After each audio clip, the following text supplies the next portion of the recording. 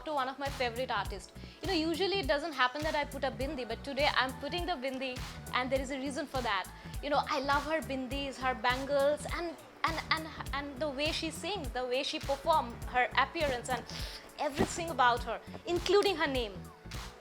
Yes, I'm talking about Raja Kumari. Run and tell your mummy the streets go rap-a-pum-pum, rap-a-pum-pum, rap-a-pum-pum. Yeah, it's coming from the gully. It's coming from the city slums, city slums, city slums. Hi. Hello. Hi.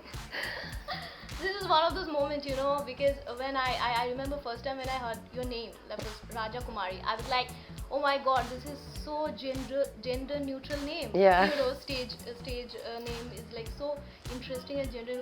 Was that a conscious choice for you to make a name like that? It kind of came to me like when, ever since I was a young girl, whenever I perform, there'd always be like Kumari Sweta Rao, USA. So Kumari has been my name from the beginning. And when I was in high school, I would be Indian princess in like the rap ciphers. So Sanskrit for that is Raja Kumari.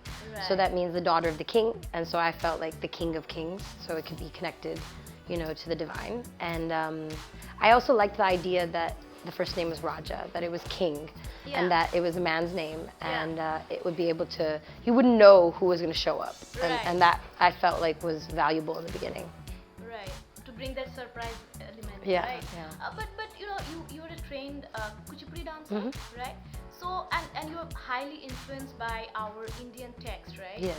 So Mahabharata, as you just mentioned. So tell me, then why instead of continuing or becoming a professional dancer, you become a rapper then? Well, because well, when I was doing my classical performances, you know, I had achieved so much at such a young age, and I realized that, you know, even if I raised $80,000 in one night for a charity, Right. it wasn't even enough to like do the charity work I was trying to do. You know, like we needed 2.5 million. So I just felt like, you know, the stage, the platform available for classical dance wasn't big enough, you know? And I, at that time, was listening to a lot of pop music, a lot of like, you know, NSYNC, and I was listening to like Britney Spears, and I thought, well, we never had a pop star. If we had a pop star that had that type of platform and they used it to show classical dance or used it to, you know, fund different charity programs in Right. India, Right. then, you know, we'd be able to make more change. So I just set about to become that. Right, right. You know, it's very interesting, like when you started here in India, in terms of like when it comes to collaborating with people, I remember that story in where, like, you know, you're talking about how people used to say that, oh, you look like Madhuri Dixit's sister. and Oh my all of God, I'll that. take it anytime. I love that. Yeah. Did a lot of people say that?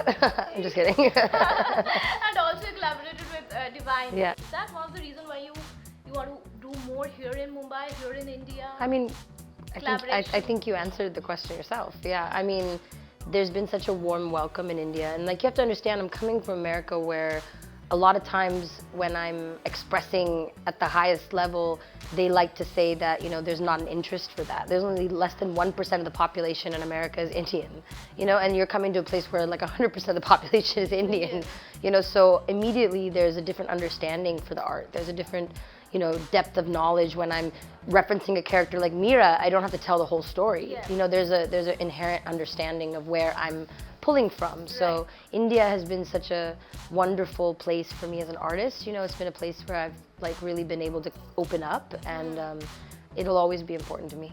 Right, Yeah. right. When it comes to music and kind of work that you have done also in Bollywood, right? I mean, I was just listening to that song from Judgmental Hai Kya, and that rap kind of, you know, spice it up like Yeah. so interestingly. Would you mind perform it for me now? Oh, it's always talking money, only hit your ching. Tell me that you love me. I don't want that bling, baby. Bade baatein zyada kare na tu brag. I don't need that Gucci Armani wala tag.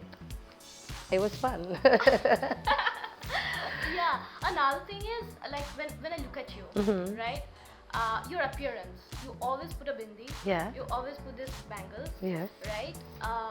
Why this appearance, like no matter what you're wearing? Yeah. Why do you always put a bindi and the bangles, like? You know, I think growing up in America, my mom, even if she wore Western clothes, she always had a bindi. Okay.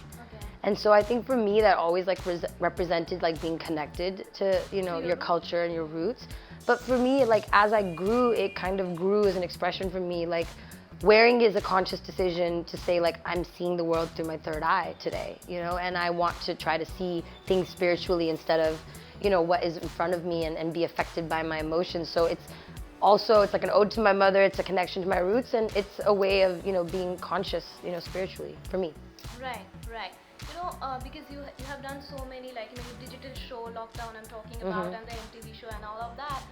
What is the sense that you get from the scene, you know, rap music scene is going, like, developing here in India? I mean, it's growing, it's expanding.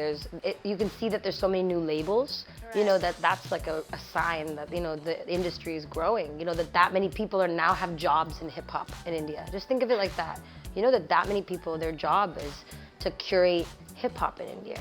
So it's going in a beautiful direction. I think, you know, what you saw with Hustle, the phenomenon was just people showing how important hip hop is to the youth. And with the youth being like 64% of the population under 30, you know, hip hop is going to be the voice of the whole nation. You know, that's just where it's going.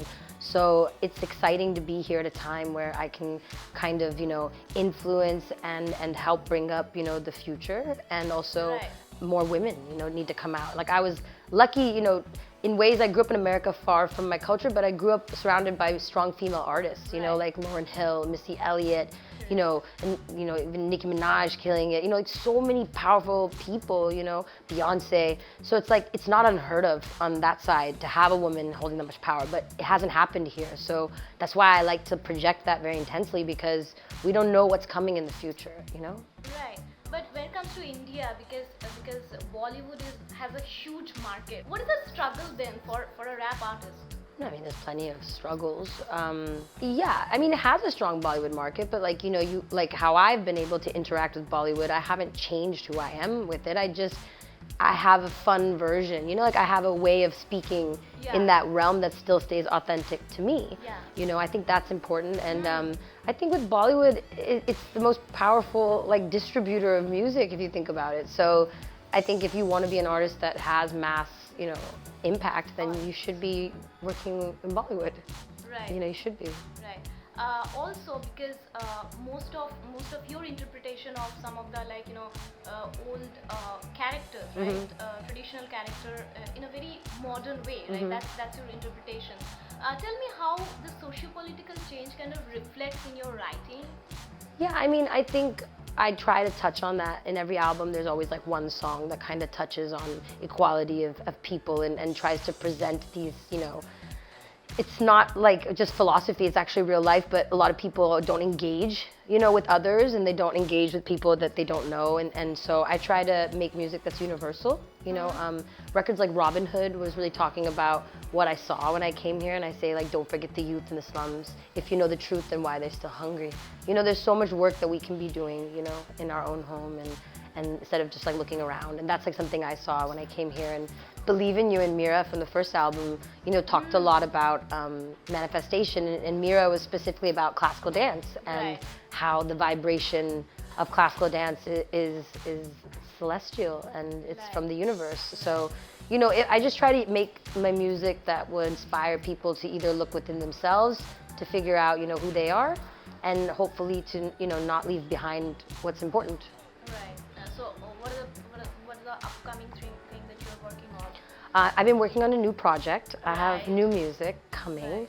I've been making new visuals that I've been pouring myself into with my team, really pushing myself as a artist, and trying to go somewhere new, you know. So I have new music. I have season 2 of Hustle coming. Super excited about that. And yeah, just a lot more live shows and more content.